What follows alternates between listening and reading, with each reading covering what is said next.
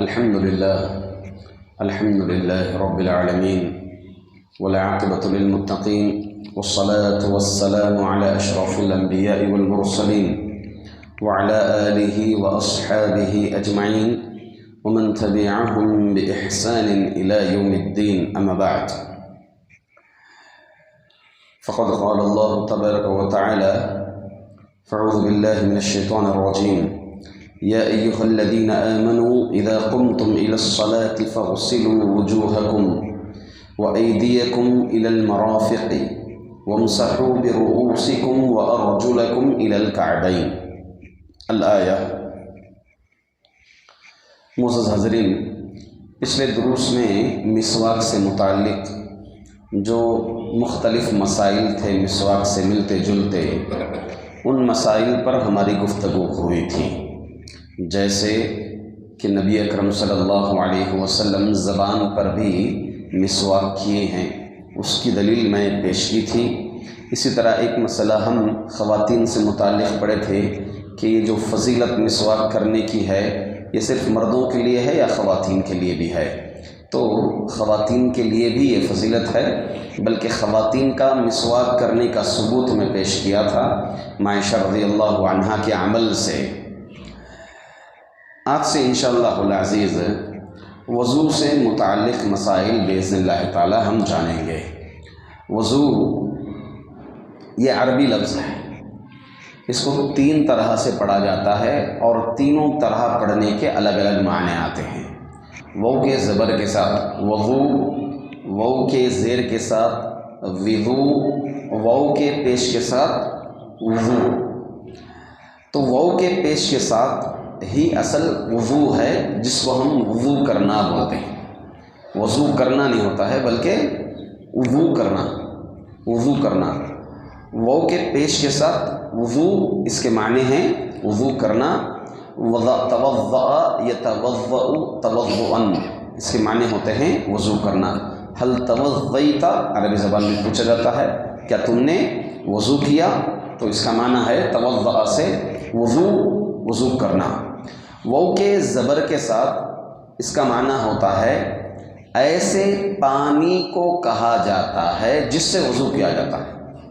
واو کے زبر کے ساتھ وضو اگر کہیں گے تو وہ پانی جس سے وضو کیا جاتا ہے. پانی ہوتا ہے پینے کے لیے، دھلنے کے لیے وغیرہ سب ہوتا ہے پانی.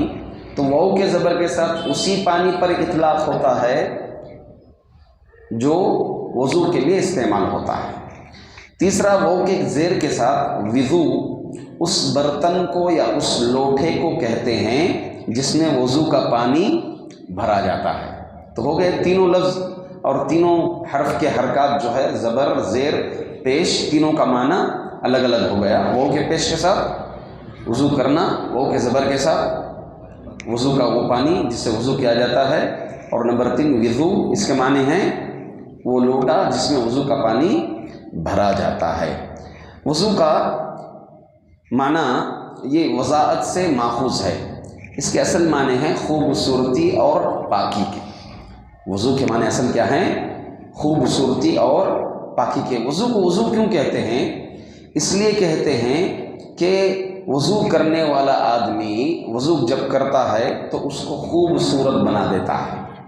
اس کو کیا کر دیتا ہے؟ وضو خوبصورت بنا دیتا ہے، اور یہ واقعی حقیقت بھی ہے. چلیے، وضو کی اہمیت شریعت میں بے جا مقام پر ہے. اس کی اہمیت کے لیے ہم یہ کہیں گے کہ یہ نماز کے لیے شرط ہے. وضو نہیں تو نماز نہیں، وضو ہے تو نماز ہے. یہ شرط اور یہ مشروط. جب کوئی چیز ہم شرط لگاتے ہیں وہ شرط کے بغیر مشروط ہوتی ہی نہیں. جیسے آپ کو فلائٹ میں جانے کے لیے ٹکٹ کا ہونا ضروری ہے. آپ کی یہ شرط ہے ٹکٹ ہو تو آپ فلائٹ میں جاتے ہیں، ورنہ جو ہے نہیں جا سکتے ہیں. اسکول کی تعلیم کے لیے آپ کے لیے شرط ہے کہ 8 سال ہونا ہے.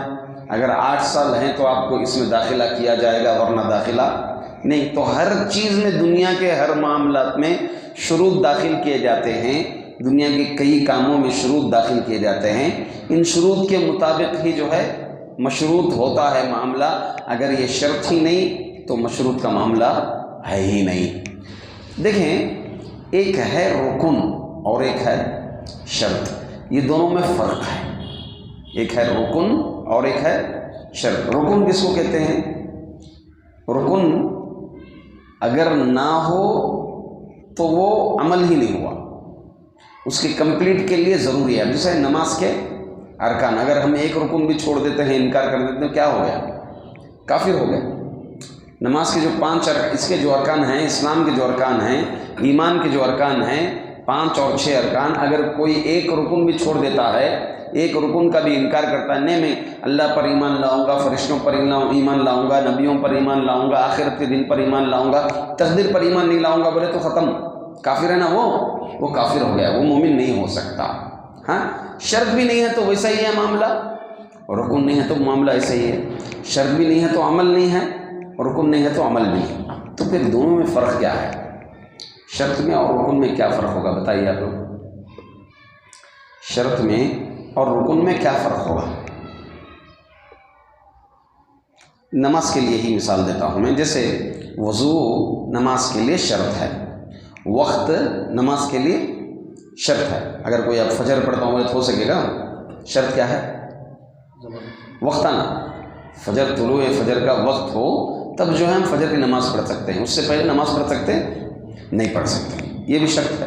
وضو بھی شرط ہے، وضو ہے تو نماز پڑھ سکتے ہیں، ورنہ جو ہے وضو کے بغیر نماز نہیں ہو سکتی۔ رکن کی مثال لے لیں گے، جیسے سورۃ الفاتحہ، یہ رکن ہے۔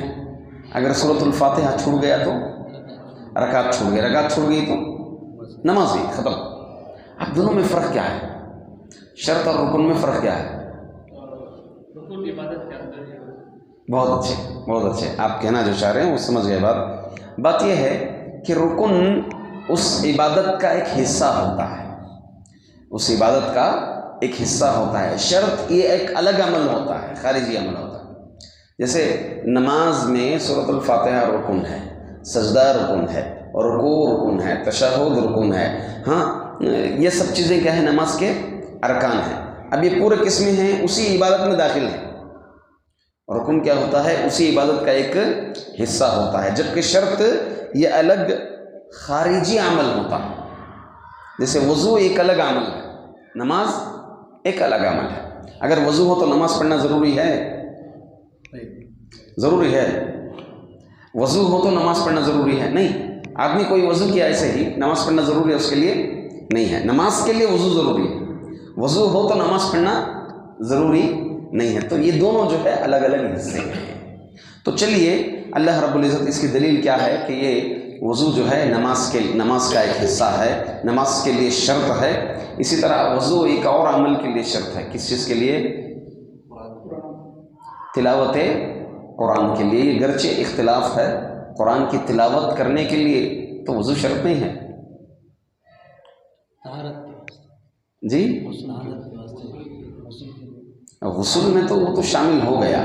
نہیں، وضو جو ہے قرآن کی تلاوت کے لیے، بغیر وضو کے بھی قرآن کی تلاوت کر سکتے ہیں، حالت حیض میں بھی قرآن کی تلاوت کر سکتے ہیں۔ قرآن چھونے کے لیے بات کیا آ رہی ہے؟ قرآن چھونے کے لیے بھی مختلف بھی مسئلہ ہے کہ کیا وضو شرط ہے یا شرط نہیں ہے، بلکہ یہ کہیں گے کہ وضو کرنا مستحب ہے اگر اس کو قرآن چھونا ہو تو۔ اسی طرح قرآن کی تلاوت، قرآن پڑھنا ہے بیٹھ کر کے، تو وضو کرنا اس کے لیے کیا ہے؟ مستحب ہے۔ البتہ وضو جو ہے شرط ہے طواف کے لیے بھی۔ طواف بغیر وضو کے نہیں ہو سکتا، طواف کے لیے وضو شرط ہے، شرط۔ اگر دوران طواف وضو ٹوٹ جاتا ہے تو وہ جائے گا، وضو کر کے آئے گا، جہاں تک طواف کیا تھا وہاں سے کنٹینیو کرے گا، بقیہ چکر جو ہے وہیں سے وہ کنٹینیو کرے گا۔ تو جیسے نماز کے لیے شرط ہے، ویسے ہی وضو جو ہے طواف کے لیے بھی شرط ہے۔ اللہ تعالیٰ فرماتے ہیں اس کی شرط ہونے کی دلیل، یا ایھا الذین آمنوا اذا قمتم الی الصلاۃ، اے مومنو جب تم نماز کے لیے ارادہ کرتے ہو، نماز پڑھنے کا تم ارادہ رکھتے ہو یا نماز قائم کرنا چاہتے ہو، فغسلوا وجوہکم، تو تم تمہارے چہروں کو دھلو، وایدیکم، تمہارے ہاتھوں کو دھلو، کہاں تک؟ الی المرافق، کوہنیوں تک، وامسحوا برؤوسکم، تمہارے سر کا مسح کرو، وَأَرْجُلَكُمْ إِلَى الْكَعْبَيْن، اور ٹخنے تک، کعبین تک کیا کریں؟ پیر دھلیں۔ کتنے چیزیں بتائیں اللہ تعالیٰ اس میں؟ چہرہ، ہاتھ، مسح اور پیر کا دھلنا۔ تو کیا یہی حصے ہیں؟ اس کے علاوہ حدیث سے بقیہ چیزیں ہمیں معلوم ہوتی ہیں، جیسے کلی کرنا ہے، مضمضہ ہے، ہاں ناک جھاڑنا ہے وغیرہ جو ہے وضو سے ہمیں معلوم ہوتا ہے۔ تو بہرحال یہاں اللہ تعالیٰ شرط ہی لگا دیے کہ اگر تمہیں نماز قائم کرنا ہے، نماز پڑھنا ہے، تو تم کیا کرو؟ وضو کرو۔ اسی طرح حدیث شریف میں اللہ کے رسول صلی اللہ علیہ وسلم فرماتے ہیں، ابو ہریرہ رضی اللہ عنہ راوی ہیں اس کے، فرماتے ہیں ان اللہ لا يقبل صلاة احدکم اذا احدث حتى يتوضا۔ اللہ تعالیٰ تم میں سے بے وضو شخص کی نماز ہی قبول نہیں کرتے یہاں تک کہ وہ وضو کر لے۔ اگر کوئی بغیر وضو کے رکعت پہ رکعت، نماز پہ نماز پڑھتے گیا تو سب کیا ہے؟ وہ عمل ہے مگر اس کا اجر کچھ بھی نہیں ہے۔ اگر کوئی بھول کے پڑھ لیا تو، جی ہاں، جب یاد آ جائے گا اس کو باقاعدہ طور پر وہ وضو کرے گا، پھر وہ پوری نماز کیا کرے گا؟ دہرائے گا۔ اور اگر اس کو نماز میں یاد آ جائے تو علی الفور رکعت توڑے گا، اور رکعت توڑ کر کے وہ جائے گا، وضو کرے گا اور اپنی نماز شروعات سے مکمل کرے گا۔ یہ سب کیا ہیں؟ وضو شرط ہے۔ یہ بھول کر بھی معاملہ چلنے والا نہیں ہے، اور جان بوجھ کر کے تو بدرجہ اولا چلنے والا نہیں ہے۔ وضو کرنا ضروری ہے۔ ہم یہاں پر انشاءاللہ وضو کے شروط پر، اس کی اہمیت پر بات کو روکتے ہیں۔ کل باذن اللہ تعالیٰ وضو کے بے شمار فضائل ہیں، ہم انشاءاللہ کل کے درس میں روکنے کی کوشش کریں گے، پھر رکھنے کی کوشش کریں گے۔ پھر آگے انشاءاللہ وضو کا طریقہ کیا ہے اور وضو سے متعلق مسائل کیا ہیں، ان تمام مسائل کو ہم انشاءاللہ جاننے کی کوشش کریں گے۔ اللہ تعالیٰ سے دعا ہے کہ اللہ تعالیٰ ہم تماموں کو وضو کا اہتمام کرنے کی توفیق عطا فرمائے۔